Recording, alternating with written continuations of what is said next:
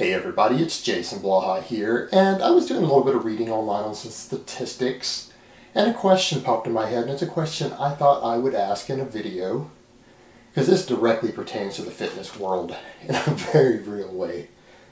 And that question is, how many people have actually sat back and thought about why anabolic steroids are illegal and carry such a massive criminal penalty in the US? They carry a hell of a lot more of a criminal penalty than, say, marijuana does. Meaning, like where I lived in Texas, weed might get you 6 months probation, but a single bottle of testosterone could carry up to a 20-year sentence. We spent a number of years back, several years ago, the floor of Congress dedicated out of their year, they don't even work 365 days a year, 8 entire days, back-to-back days, 8 full days on the topic of steroids in baseball and the health effects of these athletes and what they could do to get steroids out of baseball. But when we look at the statistics, why is this way? Why do people make such a big deal about it? Why is it so demonized in the media? And let me state up front, one, this is perfectly legal where I live. Where I live in the United Kingdom, they are not illegal to use or possess. In fact, I know a guy here in town who the cops were checking his house for something else, took his steroids, and he wrote a letter and they had to give all of them back to him. And he didn't get in any legal trouble, and he had quite a bit. And they do have potential negative effects, and I'm not telling anybody to run out and use this stuff because I've covered countless times why teenagers should not use steroids. It's a topic I've harped on over and over. I say if you're under 21, don't even consider it.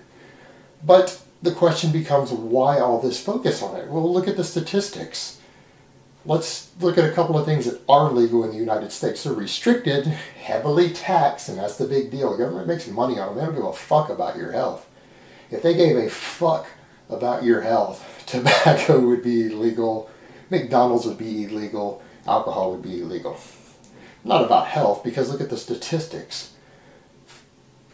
Deaths directly linked in the United States to cigarettes, 443,000 per year. 443,000 per year. People die in the U.S. related to smoking. 80,000 people in the U.S. die per year in some sort of alcohol-related issue, whether it's an alcohol-induced murder, driving while intoxicated accident, or direct damage to their body, alcohol overdose, liver cirrhosis. 80,000 per year. According to the CDC, how many people do you guys think die from steroids every year? 3. So you got 443,000, 80,000, and then 3. First 2 are illegal. The latter can get you 20 years in prison. In fact, dealing could get you a life sentence in some places.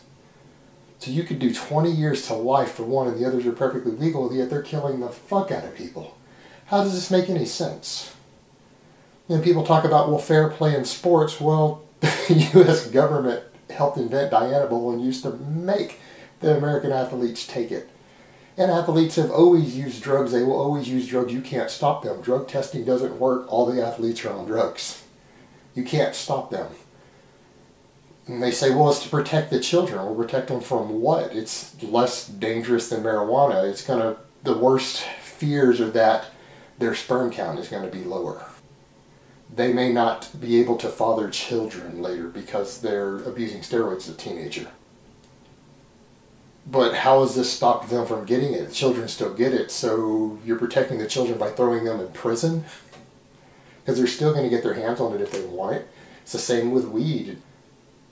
It is illegal. Anyone can get weed anywhere they want. It's never stopped anybody from getting it, but the difference is one of them gets you probation and the other one gets you sent to prison for years. And then we come back to that argument of, well, what about all the risk of heart disease and high blood pressure? Yeah, they can affect your cholesterol a bit, particularly if you're not careful and you don't have a really healthy lifestyle. Yeah, they can raise blood pressure by that same token, but there's a McDonald's on every single street in the U.S. You can't drive down a road anywhere in a populated area in the United States without seeing a McDonald's. Which of these things is going to contribute to heart disease and other medical issues more, testosterone or McDonald's? And even then, well, then why not just remove the more toxic ones? Why make an entire category of substances, many of which are relatively safe, we don't have any direct link to death with all of them. It's only a few of them. Why not just restrict the ones that are actually more dangerous? Because in fact, a lot of those deaths actually come from people using contaminated black market substances and infections as a result of that they wouldn't have even gotten were they using a pharmaceutical grade product from a pharmacy. So when you look at those things, it really makes you ask the question, why are they illegal? Why are they so demonized when the data and the statistics are not there to support it? Yet tobacco is legal, alcohol is legal, and there is a fucking McDonald's on every single street. Americans don't give a fuck about their health. They want to die young. And maybe that's part of the concern. Maybe that's why they're illegal, because we know that testosterone and anabolics can improve quality of life when you age. They can help reverse osteoporosis, improve bone density, improve insulin sensitivity, so it reduces your chances of certain other diseases as you get older. Maybe they're illegal because in some cases they might help men live longer. And fuck that, we don't need that. We already have an overpopulation problem. So maybe that's what it's about. That's the only reason I can possibly think of. Alright guys, that's really all I have to say on that today. I hope it has been informative, and I will talk to you guys next time. But let me give you guys a bicep shot before I go.